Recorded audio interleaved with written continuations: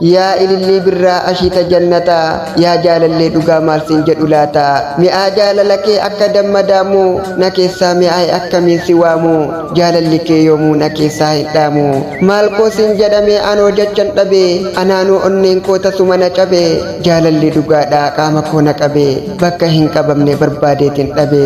ijji rafuu diddee onneetuun na sirbaa sammuu yaada kee bu'aa dachaa fi tabbaa miilaatuun na naafe garaa koo dadhabe afaan koo maqaa kee yaamuudhaaf gaggabaa harki koo silkii kee yaaluudhaaf dadhabaa abdii kootu siidha silas maalan qabaa yoo nan galees irra fu'ati naa rafteere shaggee ilkaan baddeessaa buruu naa dhuftaare ijaarrachuuf malee dura kaabaan hin marre si jaalachuuf malee dura taa'aan bullee dambaliin jaalalaa kan na keessaa burqu jaalallee koo ishee dhugumaan si cinqu situ na gammachiisa jaalallee koo dhugaa laphee kee ranciisa boraatiin na quuqaa onneen si jaalatte sagal bibir'ata eessa koo jaalatte itti kutte laata kottu na dhungadhu sammuu koo boqota kottu na dhungadhu sammuu koo boqota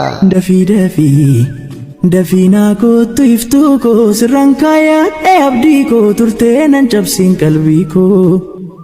ijita buiti akake osombooyuu indadhaabadhe garaa koo kamaatayu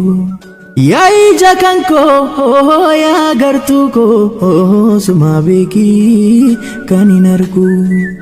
warri xalayaa jaalalaa walaloo jaalalaa asoosama seenaa jireenyaan qabaa karaa kamiiniin si argachuu danda'a jettan hundaaf karaan ittiin argachuu dandeessan karaa yuutuuba chaanala burqaa shingiisuuf dhufuudhaan sabiskiraayib gisee isin gootan lakkoomsi waasaappii liinkiin waasaappii ol isiniifaati achiin karaa waasaappiitiin na argachuu dandeessuun isiniin ja'a galatoomaa hojiin keenya yoo isinitti tole sheer laayik gootanii waliif qooduu hin dagatinaa.